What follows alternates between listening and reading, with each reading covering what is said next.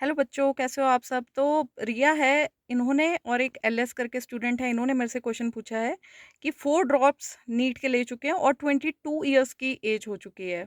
तो 22 इयर्स की एज में जब कॉलेज जॉइन करेंगे एमबीबीएस के लिए, तो हम अपनी क्लास में सबसे बड़े ओल्डर स्टूडेंट्स होंगे।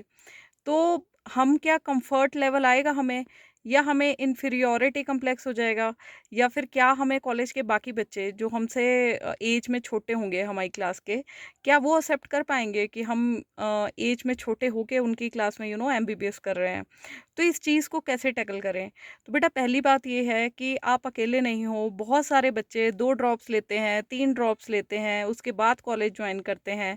बहुत ही कम ऐसे स्टूडेंट्स होते हैं कि जो 17 या 18 ईयर्स में उनको डायरेक्ट एडमिशन मिल जाता है एमबीबीएस में, ठीक है? होते हैं, बट वो कम होते हैं, ठीक है?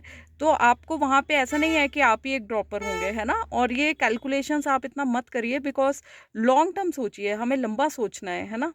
नो डाउट हम एज स्टूडेंट हमारे माइंड में हम कैलकुलेटिव हो जाते हैं कि भैया इतना हमारा टाइम वेस्ट हो गया है, हमारे साथ वाले ये कर रहे हैं, वो कर रहे हैं। मेरे साथ भी ये प्रॉब्लम हुई थी, and from my personal experience I am telling you, I was so calculative कि आई यूज टू थिंक कि यार मैंने तो एक साल ड्रॉप कर लिया है, और मेरे साथ वाले तो यार इंजीनियरिंग के सेकेंड ईयर में आ जाएंगे और मैं फर्स्ट ईयर में होंगी, और वो 3 साल बाद पास आउट हो जाएंगे और मैं स्टिल कॉलेज में होंगी। तो ये चीज़ें होती हैं, बट जब आपका मेन एम ही है कि भैया हमें मतलब डॉक्टर बनना है, ठीक है?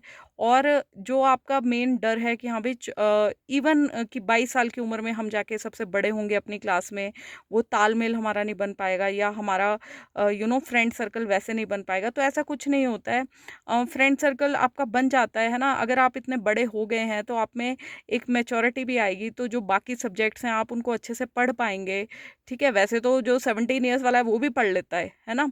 बट बेसिक बात ये है कि आप लॉन्ग टर्म सोचिए कि आपका ड्रीम था ये, और ये तो बड़ी माइनर चीज़ें होती हैं, क्योंकि जब आप जाओगे ना एमबीबीएस करने के बाद, तो कुछ बच्चे हैं जिनका डायरेक्ट निकलेगा, ठीक है, पीजी का पेपर।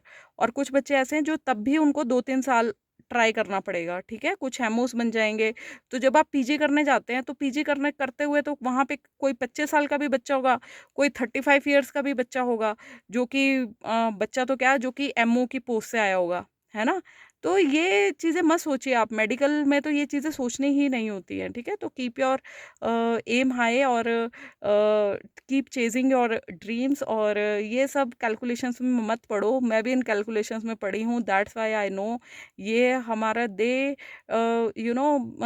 डिस्टर्ब्ट योर जो आप मेंटल पीस होता है, और हम इतने कैलकुलेटिव हो जाते हैं, और हम अपना ना कई बार जो मेन हमारा एम है उससे भटक भी जाते हैं, ठीक है? तो keep working hard for your dreams. बाकी भगवान सबका भला करे। हर हर महादेव, जय श्री राम। गुड लक बच्चों।